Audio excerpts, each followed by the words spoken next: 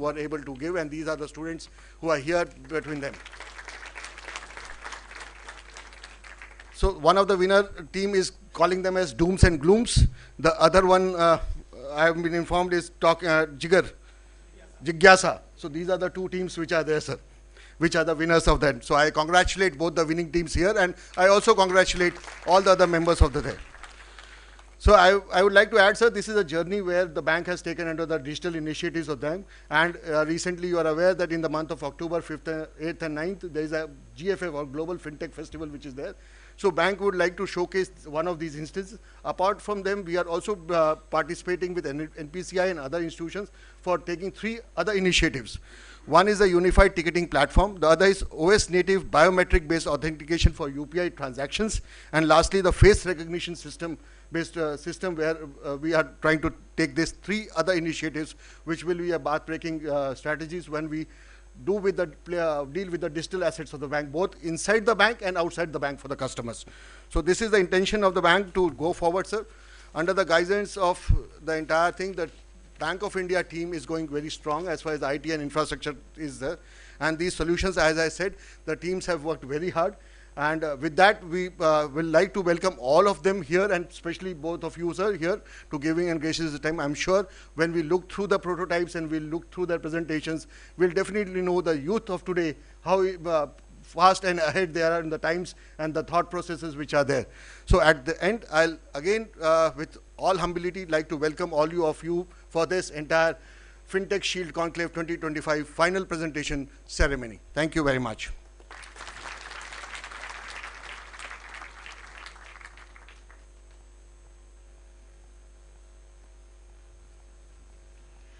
Thank you very much, Mishra sir.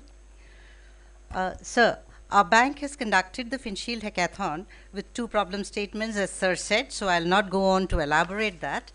I request the team to play a short clip of what actually went over at Hyderabad and what actually happened there. A short clip to be played here.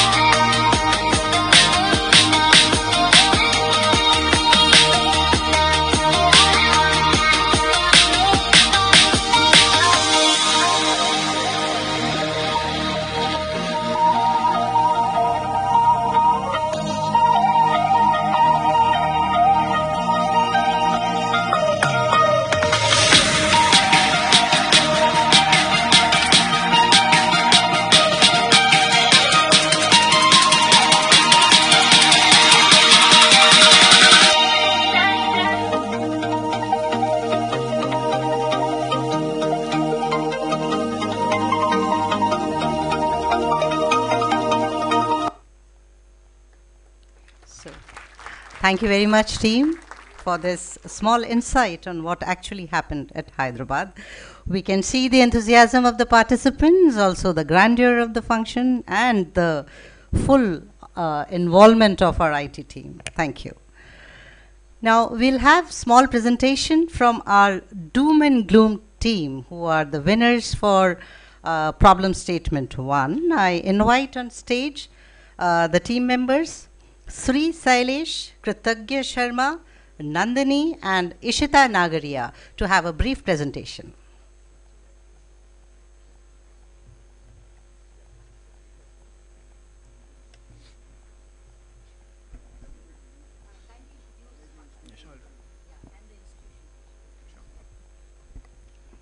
Greetings, ladies and gentlemen. We are Team Doom and Gloom. Myself, Sri Sailesh from the Indian Institute of Petroleum and Energy. This is Kritagya Sharma from, once again, the Indian Institute of Petroleum and Energy. This is Nandini from IGDTW, Indira Gandhi Delhi Technological University for Women. And from the same institute is Ishita Nagaria. And we are Team Doom and Gloom. And we are here to present our solution for credit scoring for the underbanked population. India, despite having a population of 1.4 billion people, has only about 14% of its entire population under formal credit. This has opened up about 350 million people to a market gap and has generated about $175 billion of market opportunity. So how exactly do we go about capturing this market gap? How exactly do we go about exploring this market potential and not reducing our default risk rates? That is exactly what we tried to solve.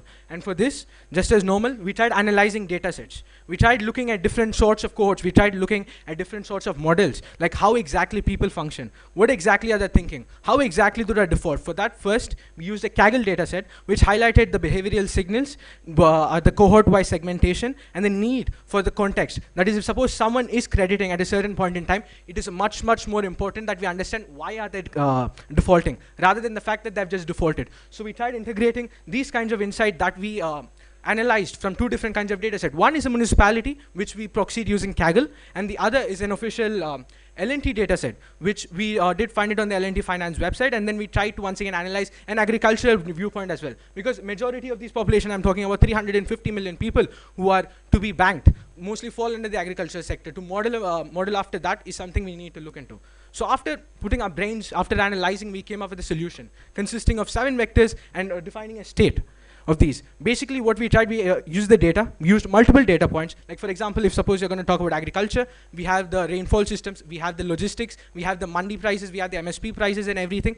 And then later, if you're going to talk about the municipality, we tried looking at how exactly a person's housing income is, what exactly are his investments and so on. And we defined 7 different vectors. First is debt burden, financial fatigue, which is the cumulative stress from repeated setbacks. You have latent preferences, which is your underlying financial habits. For example, would you rather go ahead and gamble, or would you invest it into a mutual funds of sort?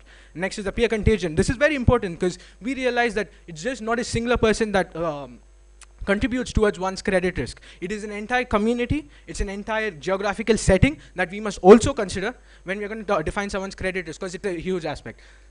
Fourth is the foresight score, which is once again the kind of investments, the backup nets that you have, and the recovery rate. For example, if there is a setback, if there's some sort of drawback, if there's some sort of setbacks, how exactly are you recovering from it? And last is the income volatility, which is very important because Bank of India has focused itself on gig workers and multiple other youth Yuva programs, because we try to also focus on this kind of credit aspect management.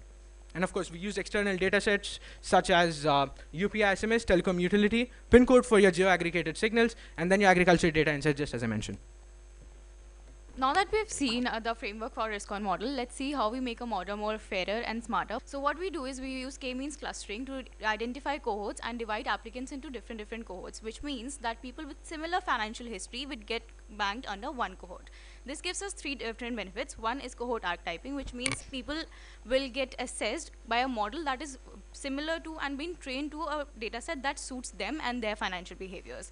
Third is unsupervised segmentation. We make sure that each of the cohorts are well separated and cohesive, and it gives a strategic edge that overlooked segments can now be profitably be factors, and environmental factors affects a person's financial history. We have financial fatigue, is a cumulative stress from certain shocks if a person gets. Then we have recovery rate, how fast a person bounces back after they have experienced a certain shock. Income volatility, again, cash flow stability, how stable are their earnings and how stable they are paying their debts. Now, all these features combines together to form a person's risk curve. And to manage and track this risk curve, we use an OD solver. To do this, we first discretize continuous ODs into discrete time approximations and regress onto historical data, revealing the best fit parameters. Now, to do this, we use our solver engine RK45, giving us a strategic advantage of taking in all the raw data, tuning out all the noises, and identify the true financial signal. Now, coming to ElasticNet. ElasticNet combines the best of Lasso and Ridge, and it's useful when predictors are highly correlated, avoids a penalization of Lasso and instability of Ridge. This makes risk-on coming from a black box model to a glass box model, which gives us interpretable insights, which everyone, auditors to bankers, can everyone interpret. We use ODE because we use a time dynamic system. Now coming from the tech stack to the implementation roadmap, how do we validate this model onto the market? Starting with RBI's Innovation Sandbox, you are partnering with the bank on engine on pilot borrowers. Once the validation is done on a regulatory basis, we move on for the RBI green light and improved inclusion with this result, and forward to a nationwide rollout. Our revenue streams are primarily white label licensing and a per assessment fee as a sub-feature of that, and data as a service. And following SaaS subscription for increasing more revenue. Fantodaya of the Government of India, we go targeting these underbanked people in the country and bringing them into the formal financial market, and also creating an investment asset class for the bank, reducing the NPAs and increasing ROI per loan. Now on to the demonstration. So ladies and gentlemen, this is a model RiskOn, the future of credit intelligence. As my teammates have previously said, our model has 4 main stages: ingestion, processing, intelligence, and of course, prediction.